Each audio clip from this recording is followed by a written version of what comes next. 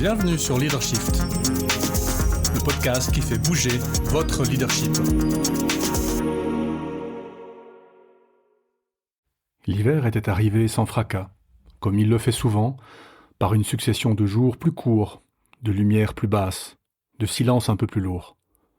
Dans la ville, les décorations tentaient de masquer la fatigue de l'année, mais derrière les vitrines et les slogans de fin d'exercice, quelque chose résistait à l'enthousiasme obligatoire des bilans. Les chiffres étaient moyens, mais l'entreprise s'était bien battue pour conserver l'essentiel. Les graphiques racontaient une histoire cohérente. On pouvait conclure, fermer, passer à autre chose. Elle savait que ce serait une erreur parce que quelque chose s'était lentement déplacé, presque imperceptiblement, comme une machine qu'on ne voit plus tourner, mais dont on sent les effets. Une tension diffuse, une lassitude qui ne disait pas son nom, une forme de distance entre ce qui était décidé et ce qui était vécu. Elle était RH, par inclination profonde. Elle avait appris avec le temps que les organisations parlent toujours, même quand elles prétendent se taire. Elles parlent à travers les soupirs trop longs, les réunions trop lisses, les décisions prises trop vite ou trop tard. Elle savait reconnaître ces signes-là, non pas parce qu'elle les cherchait, mais parce qu'ils venaient à elle. Ce soir-là, quelques jours avant la fin de l'année, les bureaux se vidaient lentement. On rangeait les derniers dossiers. On commençait déjà à échanger des vues rapides. Ceux qui prenaient leur congé promettaient de se revoir l'année prochaine, comme si le simple fait de changer de calendrier pouvait suffire à remettre les choses à leur place. Elle resta un peu plus longtemps. Elle sentait que partir trop vite serait une façon de ne pas regarder. Elle traversa le hall. Au centre se trouvait le feu.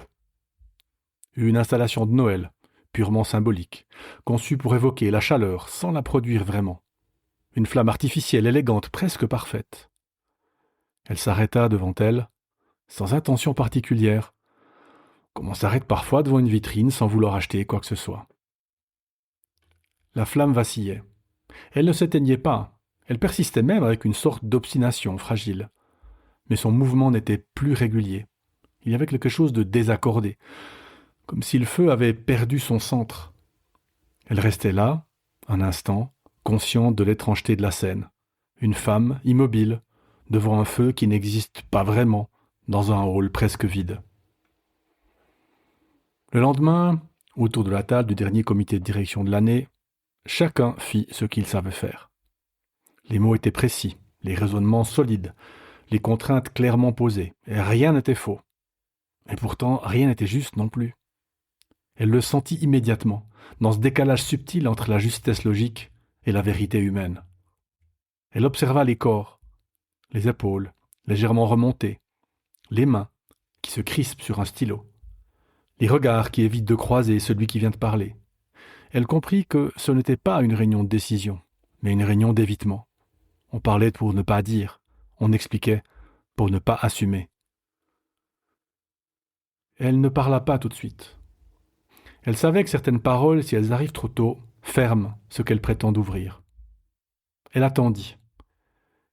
Et ce qu'elle comprit alors, avec une clarté presque douloureuse, ce n'était pas que les personnes autour de la table manquaient de compétences ou de bonne volonté.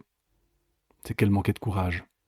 Pas le courage spectaculaire, celui des grandes ruptures et des annonces fortes, mais le courage discret et exigeant qui consiste à rester présent quand la décision engage autre chose que des indicateurs. En quittant la salle, plutôt que de redescendre dans son bureau, elle monta d'un étage. Elle n'avait pas de destination précise, elle se laissait guider par cette intuition qu'il fallait encore regarder, encore comprendre. Dans une pièce éclairée tardivement, un manager parlait à son équipe. Il souriait beaucoup. Il avait cette chaleur sincère de ceux qui veulent rassurer à tout prix.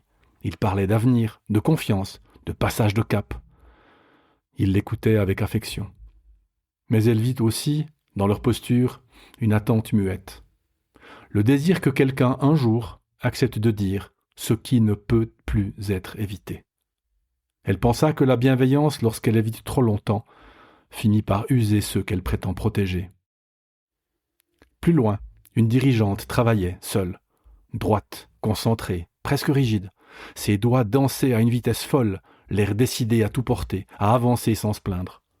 Son courage était réel, indiscutable. Mais il était aussi lourd, presque trop lourd pour être partagé.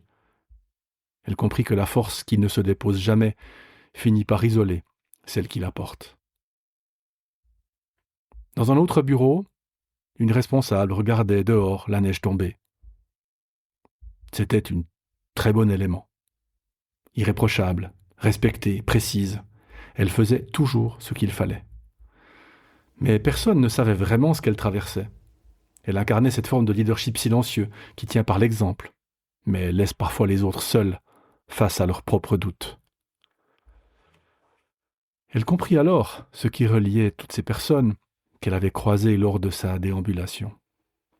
Elle portait certes chacune une part de leadership, mais c'est à cet instant précis, dans ce couloir trop calme, que son rôle lui apparut clairement, fulgurance frémissante dans son corps fatigué. Elle n'était pas là pour réparer ce qui était déjà abîmé, ni pour décider à la place des autres, ni même pour protéger à tout prix. Elle était là pour offrir un espace fragile où les émotions peuvent être reconnues sans devenir souveraines, l'espace où le courage peut émerger sans se transformer en violence, l'espace où la responsabilité redevient collective, l'espace où la complexité humaine redevient conversation. Le lendemain matin, dernier jour de l'année, elle parla à celles et ceux qui étaient encore là. Peu, mais juste. Elle écouta aussi, beaucoup. Elle posa un cadre. Elle dit non là où il le fallait. Elle refusa certaines facilités.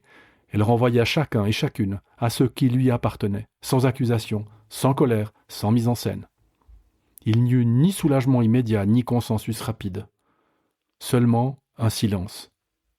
Un silence dense, habité, presque inconfortable. Elle sentit que quelque chose bougeait. Une décision reprise, une conversation, quelqu'un qui osait enfin dire ce qui la retenait depuis des mois. Ce n'était pas spectaculaire, ce n'était pas héroïque, mais c'était nécessaire. En quittant le bâtiment ce soir-là, elle passa une dernière fois par le hall. Le feu brûlait à nouveau. Pas plus fort, pas plus haut, mais plus stable. Comme s'il avait retrouvé son centre.